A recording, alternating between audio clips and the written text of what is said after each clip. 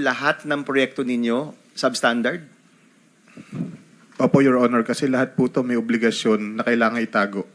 Lahat? As in, hindi lang flood control? Opo, Your Honor. Hindi po nami-meet ko ano po yung eksaktong nasa plano, Your Honor. So may plano ang DPWH, merong budget yan, pero dahil yung budget pinaghati-hatian ninyo, sa dulo, walang project na maayos na dumaan sa inyo. Wala po. Yan ang testimony mo ngayon. Opo, Your. Sa opisina po namin, Your Honor. At yung hawak mo ulit ay anong mga proyekto, Bryce? Yung hawak nyo ni Alcantara? Meron pong mga flood control structures, meron pong mga building, meron pong mga kalsada. Pati Your classroom, Honor. kasama dyan, no? Kasama po, Your Honor. So lahat yan substandard. Ito, anong years ito, Bryce? Anong years itong pinag-uusapan natin? Anong mga proyekto? Mula po nung dumating si Boss Henry. Which is?